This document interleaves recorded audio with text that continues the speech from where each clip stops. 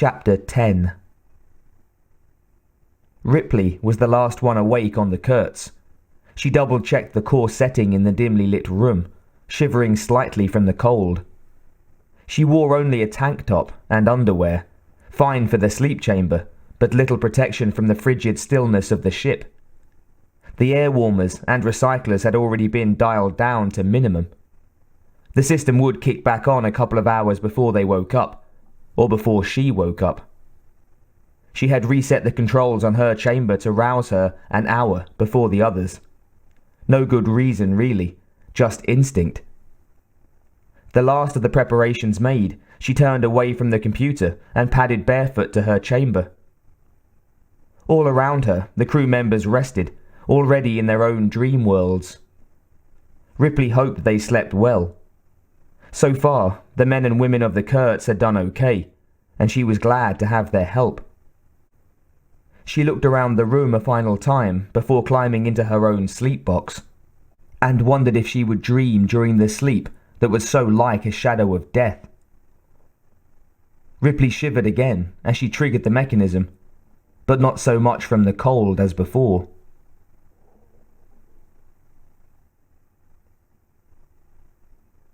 Wilks had been here before, he was sure of it. He was standing in a dark place, the air around him alive with fear and tension. "They're all around us!" someone yelled behind him. Familiar, like the rest of it. A warning horn screamed somewhere ahead of him in the hot, wet darkness.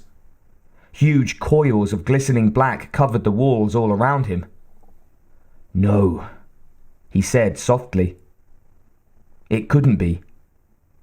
They were on Rim, where the aliens had killed his unit, where he was going to die. "Shut the fuck up!" Wilks yelled out. He knew what had to be done. He'd done it before. "Maintain your field of fire! We're gonna be fine!" 8 of the squad were dead. As a corporal, he was ranking non-com. He had to stay in control. He heard shots in the alien den, the sound of a caseless carbine pounding his ears. A little girl clung to his arm, crying. Billie. "Easy, honey," he said. As he picked her up, she turned her tear-streaked face up to look at him, while all around the creatures screamed and weapons screamed back at them. "We're gonna be fine. We're going back to the ship. Everything is gonna be okay." He was trying to run, but his legs had been dipped in plasticrete. Everything was happening too fast, and he couldn't move. He shouted more orders, unable to see who he called out to. Who was left? "Shoot for targets! Triplets only! We don't have enough ammo to waste on full auto-suppressive fire!" There was a sealed door ahead. They would have to cut their way out, fast. The reactor was approaching meltdown, and a swarm of the killing things was right behind. Billie screamed when he tried to put her down. God, she was so small, so helpless. "I've got to open the door," he said. Someone stepped out of the darkness to hold her. He turned, grateful, and... Leslie? She was dressed in camo, a carbine slung over one shoulder. "Got her," she said. She smiled easily. Wrong. This part was wrong. No time to think. He pulled a plasma cutter from his belt, triggered it. The stacked carbon lock melted and ran like water as he waved the cutter back and forth. The door slid up. He knew what was coming, knew that the Queen would be there, waiting to take him. He had dreamed it before. But no. He stepped forward into a black, empty corridor, and the sounds behind him fell away. It was dead quiet. Billie stood there. Not the little girl she had been only a minute before. She was grown, a woman, wearing an untabbed soldier's uniform. He could see one of her small breasts exposed, glistening with sweat. She walked towards him, her face calm and beautiful. "David," she whispered, and pressed up against him. His lower belly tingled, penis suddenly hard and straining. He felt dizzy. No, this was wrong. But he went with it. "Billie," he said, "we have to get out of here. There's no time." She silenced his mouth with hers, traced his lips with her soft tongue. He closed his eyes, and she moved her hands over his chest and downward, circling. As he gave himself over to the pleasure, the noise behind them suddenly washed back over him.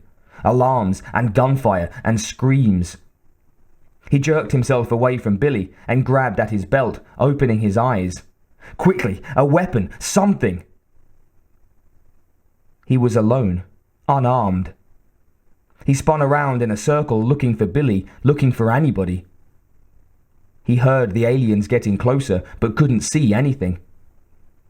A computer-chipped voice informed him that meltdown would occur in 5 seconds. "No!" he cried out, fell to his knees. "No! No! No!" 3 seconds. 2. 1. Meltdown. The world turned white.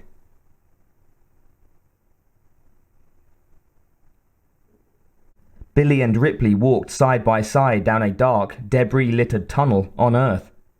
It was neither warm nor cold. The air was still and silent.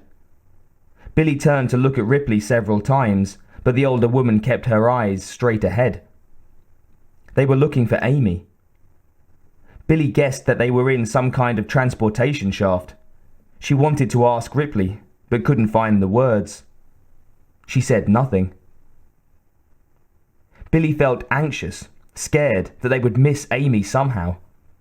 She was reassured that Ripley was with her, knew that if anyone could find the little girl, it would be her. Besides, it didn't matter who found her, as long as she was okay. They came to a fork in the tunnel, both of the corridors leading off into darkness. Without speaking, Ripley started down the one to the left. Billie wanted to go with her, but Amy could be in either one. She walked into the other tunnel, alone. She kept up a steady pace for what seemed like hours, headed in a straight line. The only sounds were her footsteps and breathing, echoing off into nothing. She knew she shouldn't be able to see at all, there being no lights, but for some reason she could make out each section of the tunnel for a few feet in front of her. She walked on. Suddenly, she heard a sound ahead of her. She stopped and listened.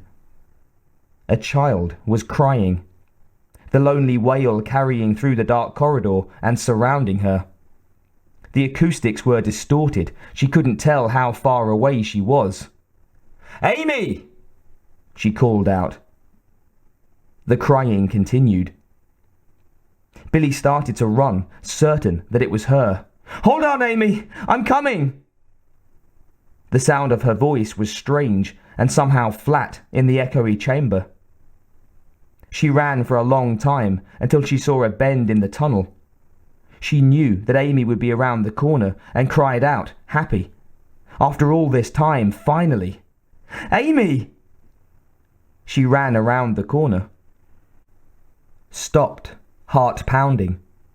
Dark despair fell onto her. A hard rain, cold and awful.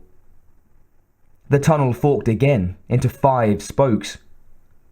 Far away she could hear Amy crying, and try as she might she couldn't tell which tunnel it came from. "Where are you?" she called out. But there was no answer, except for the sobs of the lost little girl. Billie sank to the floor, feeling more alone than she ever had in her life, cradling her head in her arms. She began to cry herself, feeling as lost and scared as the unseen child. From somewhere distant, she heard someone call her name, but it wasn't Amy. She didn't have the strength to reply, and she didn't care. She would never find Amy. She knew that now. She wept until she was awash in tears. There was no hope. No hope at all.